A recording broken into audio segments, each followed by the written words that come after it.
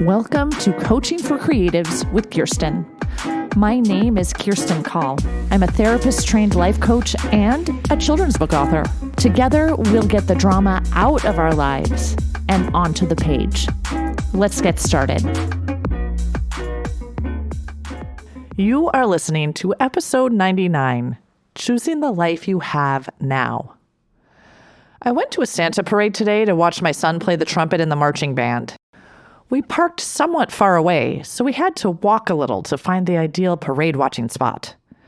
After watching Sammy play in his ugly Christmas sweater that said, "Merry Grinchmas," we walked back to our minivan, opened the door, surprised that it wasn't locked, but not too concerned about it. I sat down, and for a split second I thought, this seems off. The car seems cluttered. But I looked to my left, and there was my exact water bottle. Then I looked at my feet, where there were two tiny moccasins. My husband noticed that the seat was more forward than usual, and there was a water bottle he hadn't brought on the trip in the cup hole. All of these observations took a split second, and both me and Daniel realized we were in the wrong gray Honda Odyssey at the same time. Whoops. We got out of the car, closed the doors, and laughed about how the owners of that van would never know we sat in their van. We marveled at how their van was 3 cars back, just like ours, and only a block ahead of ours.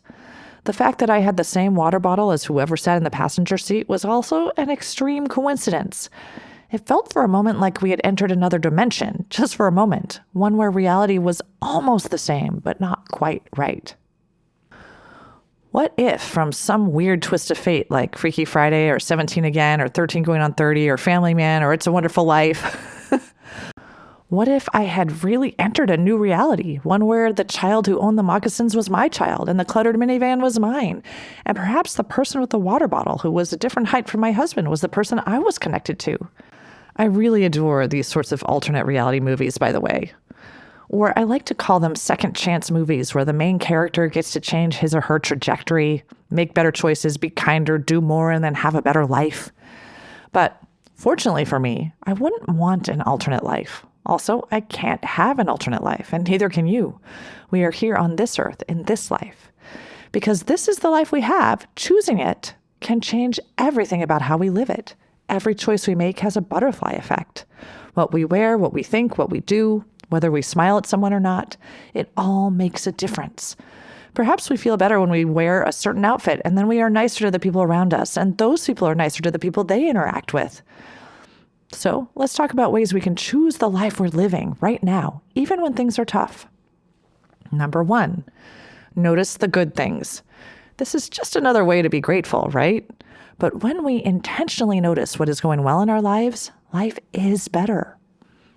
Number 2, find humor in the annoying things. I've had days in my life where everything seems to go wrong.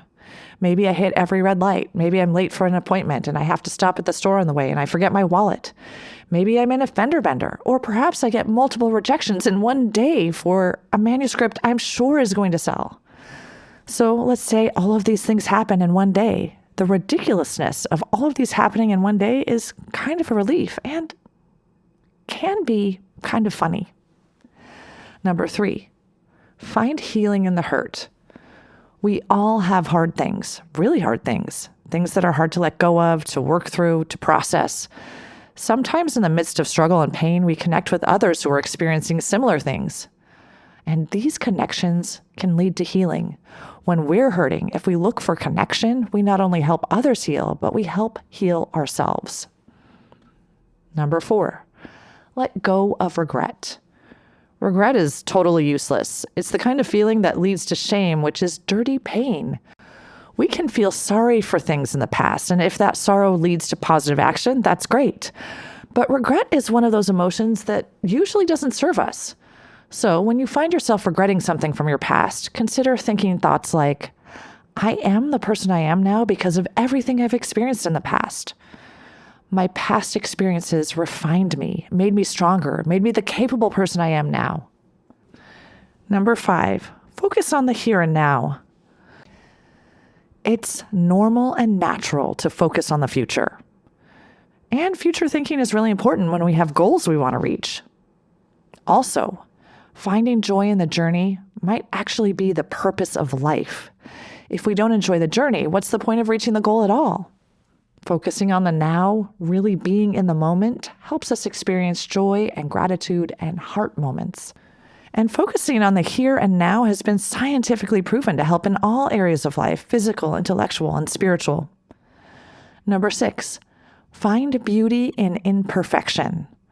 Life is imperfect, and that's what makes it interesting. If everything was perfect, life would be pretty mundane. And there is beauty in mistakes and missteps and accidentally sitting in the wrong car, if only because it makes you think about the beauty of your own life. Number 7, intentionally choose this life. This, of course, is the most important of all. When we intentionally choose this life, this frees us up to make all sorts of choices and all sorts of changes that will increase our joy. So, as you go about your life, remind yourself, this life is yours. You can choose to make it what you will. And if you choose the life you have now, you choose joy. Until next time, keep smiling.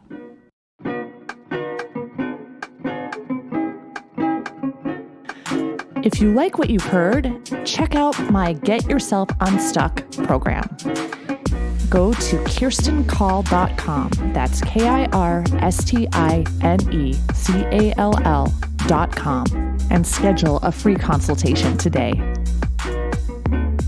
Coaching for Creatives is produced by Kirsten Call. Music and audio engineering by James Call.